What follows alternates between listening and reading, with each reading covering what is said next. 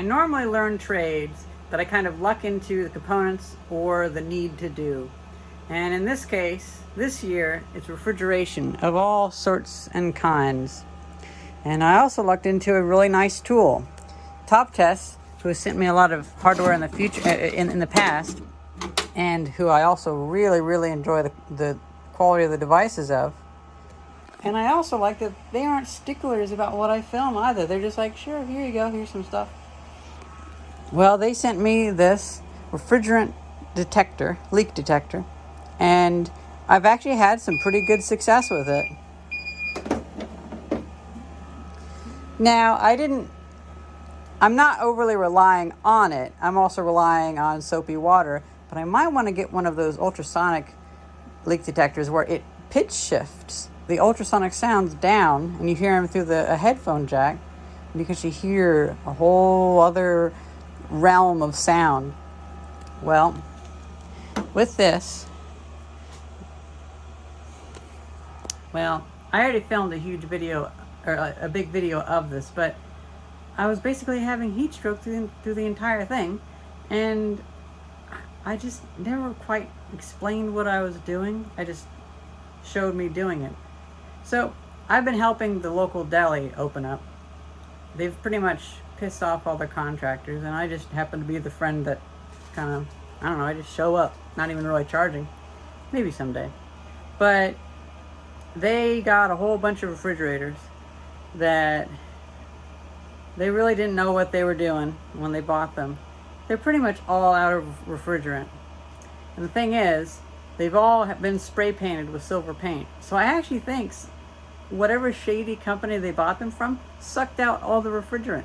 I think they've all actually been evacuated because they probably put the refrigerant in the other ones. It seemed like it was like some online auction, and it just showed up in the back of a truck. Well, so they have all this entire restaurant worth of equipment, and I feel like, well, I happen to just be waltzing in. I might as well just start fixing stuff. And I put just a little bit of R134A into one of the refrigerators, and it actually worked out pretty well, but there was a leak. Turns out I was able to use this, but I had to go into the function setting, go over to advanced menu, and the password is 2 and long press. And now you're in sensor settings, and I set the sensitivity to high. There's high, medium, and low, or high, middle, and low. Okay, close enough. Well, it comes on middle, and it really will only detect refrigerant if it's really blasting it into space. But on high sensitivity, you can actually pinpoint pinhole leaks. And that's just what I did. So I realized the Schrader valve was leaking. And so I told my friend, well, I'm going to send you an Amazon link. I'm going to have you buy me a Schrader valve replacing tool. This is like a little airlock that you can replace the Schrader valve with. And I was able to replace the Schrader valve on it because I figured, well, I want to get something out of the deal. I don't just want to help somebody else open a restaurant. And I wanted one of these, and it worked freaking great.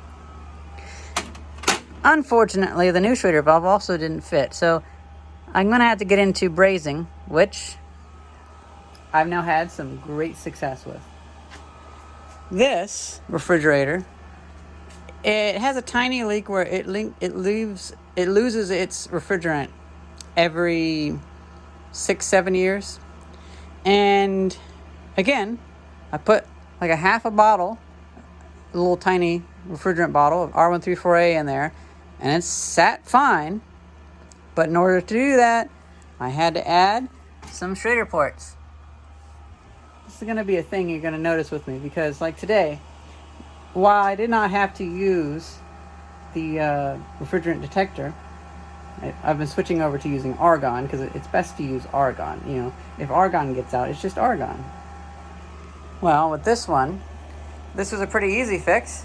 I just got these 2 dehumidifiers and this air conditioner in today from a very sweet old lady who passed away. And this one, it was hissing. So I brazed the coil where it had cracked, and I added another Schrader valve. So when I buy some R410A, I can fill this puppy up.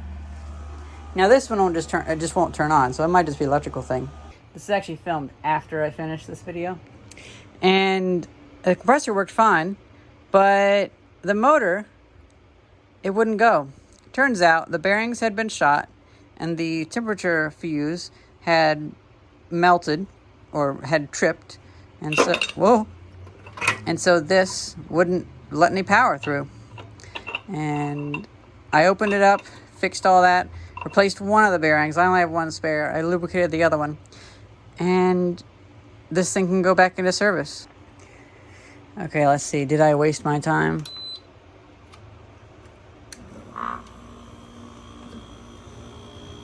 What?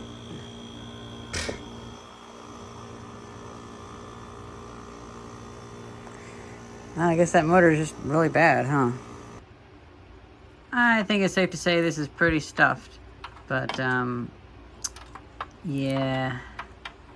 I picked it apart, and there aren't any other components that could really fail, so there must be just a connection issue in here somewhere. I can try to test, like, this wire, all these wires continuity, but I don't think that's really the problem, because when I bonded those two together, it tested fine. Yeah, I think this is just a case where this wire is just too flimsy. I've had a number of refrigerator repairs where it's just a burnt circuit board or a wire got chewed or something. Sure enough, have gotten into brazing, and it's not too hard to get into. This is a Harris 15, what is it, Stay-Silv? I think my friend David uses Silphos, which I couldn't really afford to get a whole bunch of brazing rods, and at the local HVAC place, it's like $150 for a pack of them, so I bought those for $30 for 6 rods on eBay, and they've lasted me a long time. A friend of mine dropped off this 1950s General Electric fridge compressor, and he was like, it just doesn't work. Now, funny enough, I kind of forgot what my friend David had shown on his, David A1 Highwaynet had shown on his channel, but I figured it out anyway, because it's pretty rudimentary. The relay, let's make sure, I would have noticed as soon as I touched it. So this comes down to turn on the start winding, but then it's just not quite being strong enough, and so I was jamming something in there. And this is now, whenever I go save sulfur dioxide from old refrigerators, I can use this to compress it. I didn't want to get a refrigerant recovery pump for sulfur dioxide, because that would just be, that'd be like buying a Ferrari and then driving it down a hill. But, here's the back, because he gave me this too.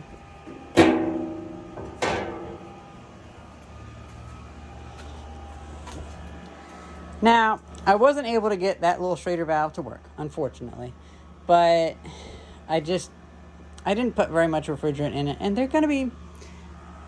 it's gonna be several months, because they are a little bit chaotic. They don't really know what they're doing, and it's gonna be a little bit of time before I really have to get that fixed. So I'm just going to remove the entire Schrader valve. It's just not working for some reason, and I'm just gonna put a brand new one in, and I'll probably have them buy me another set of them. Now, I'm really thankful that my mother sent me out all my refrigeration kit, because I had planned to get into this stuff back in 2018. And so I had a goodie bag of my gauge set, a whole bunch of needle valves, and all sorts of stuff. And what's nice about these is I plan to use these to recycle refrigerant, because, you know, I don't want to just release it into the atmosphere. That's like, what am I doing here if I'm doing that? I'm trying to save stuff from the trash, or save the environment. Kind of like that. Just last night, I really started tearing into this chair. They basically had a big piece of plywood screwed underneath that, and at this point I kind of regret taking it off, because this is almost a bit of garbage. What am I even doing with that? At least with this stuff, I understand it a little bit more.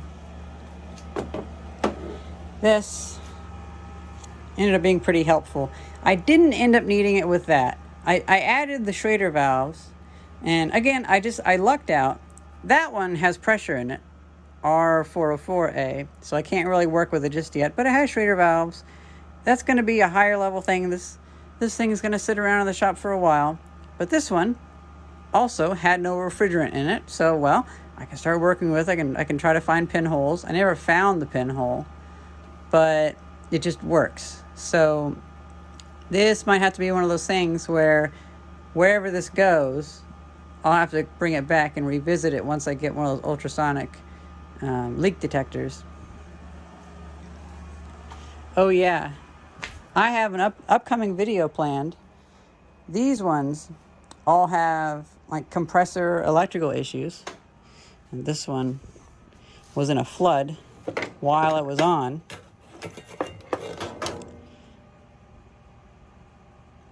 So I'm going to use that one that has a burnt up compressor. It still kind of turns over. I'm going to debug the signals and then see, can I have an Arduino control this one? Because on the board, it has, for these pinouts, on the shadow mask, or whatever it's called, it has fan, high, low, medium, pump, and compressor. How much more simple could that be? Oh, I hear my phone. That was Mr. Melson, the very kind gentleman who dropped this stuff off and so much more. He's going to go visit tomorrow. Cool. So he's going to bring me more tools to sort through. People throughout town have been giving me interesting little goodies. I know to them it's trash, but for me, it's useful in me analyzing what's happening mechanically and then being able to see what's happening, like understand it from the physics standpoint. Because that's what I really enjoy about refrigeration. I pretty much just enjoy anytime molecules change phase. Like I enjoy nuclear fusion. I enjoy fluorescent bulbs. I enjoy neon signs. I enjoy refrigeration. I enjoy sublimation. And kind of anytime something changes from solid to liquid or liquid to gas or whatever, I just really like it. Now, where did I put the thing? It was just right here. Ow. I set it down when I answered the phone, right. This thing is pretty cool. So apparently there's a few different ways that these work. But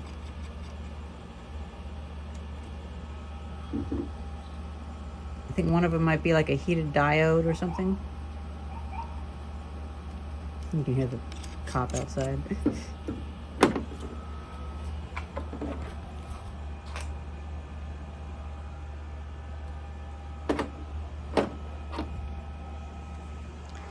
I wish I would have filmed just a better video before, because oh yeah, this is the shutdown sequence. I really like the responsiveness of everything, but I also really like their carbon monoxide meter they sent me and all sorts of stuff. I believe TOPTES and TOPDON are the same brand, which I also like the TOPDON thermal imager. What was I gonna say? Right. I wish that I filmed the video a little bit better. Anytime I'm wearing my Makita fan jacket, I'm just barely getting by, and I really didn't know what I was going to be doing with the video. I was more focused on the refrigeration because it does fascinate me. One clip that I got, which might end up being part of another video someday, was this clip. I think this is going to become Oh yeah, this has got to be my new HVAC toolbox. Hey Thais, Okay, wow. this is going to be my new HVAC I like toolbox. that. It has NASA on it and That's so so much cool. stuff. This is awesome. 'Cause I've been waiting to find a box that'll be good for all my Schrader valves and whatnot. And that has surely now become my refrigeration toolbox. We have stuff for Schrader valves and soldering. That should be up here. And brazing, I mean. We have stuff for handling and detection and cutting tubes and stuff. I have a teeny tiny cutter somewhere, but I don't know what happened to it. And then up here we have interesting little tiny bits and things. Surely a lot can be done with all of this. I love that it has a NASA sticker and all that kind of stuff on it. Well, that's pretty much it. It comes with a nice little carrying case, a little charger, really nice box. I like how these boxes look. And it's helped me a fair bit in experimenting with refrigeration. That's pretty much it. The only thing stopping me from getting refrigerant, I mean, I have the license now. I don't need that, but just refrigerant costs a lot of money, and I don't plan to be doing this a whole bunch. Like, if I buy a bottle of 404A, I'm not going to use it for more than one refrigerator. So right now, I'm just focusing on stopping leaks and getting things lined up.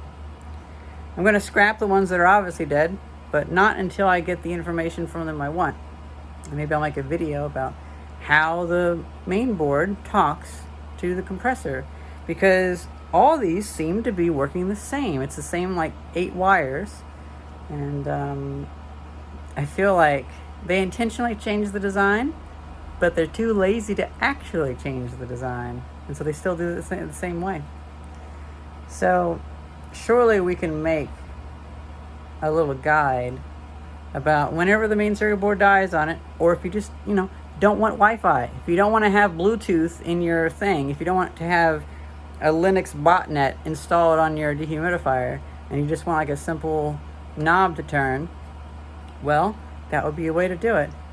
And then later on, if I feel like it's worthwhile to buy big bottles of refrigerant to get things to get things out of here, then I might put the money on it. Or if one of my viewers happens to have, for instance, a bottle of 404A that's just mostly gone, like it only has 4 pounds left in it or 3 pounds left in it, because that'd be the kind of thing it'd be better for me to buy. I shouldn't be buying a whole thing, because then I just sit around. And except for R134A, I do see a lot of refrigerators that use that. And I don't think freezers as much, but a lot of refrigerators. And if they're going to be phasing that out in half a decade, then I'll probably be able to find some use for that. I had some guy offer to sell me stuff, but he got real flaky, and I was like, it sounded like that was more complicated than anything. $50 a bottle, and he's still not sold them in a month. Yeah, something's wrong there. And the hassle of just trying to communicate with him is just like, okay, is this one of those things where you go there and they pull a gun on you? Maybe. So I'm not going to do that. I'll buy refrigerant from my neighbors, from my viewers, and from the HVAC store, which is super expensive, but I'm not really going to be buying refrigerant from some of these creepy people that, yeah. Because even Thais was like, you notice that he got freaked out whenever you said, I'll bring my partner. Maybe he thought you were a cop, and I was like, oh. See, he was just so chaotic, I didn't even really realize. But thank you very much, TOPTES, for sending me that. Oh, and don't worry, that water down there, that's just water. It's not oil. I know it looks like oil, but I don't let oil sit on my concrete. Thank you very much, TOPTES, for sending me that leak detector. It'll definitely help me in my curation of my best practices to make sure I don't lose any refrigerant, and I always find the leak. That will be the one tool alongside soapy water and yeah, I might see if I get more ultrasonic things. Hope you guys enjoyed this video, and thank you very much for watching. See ya.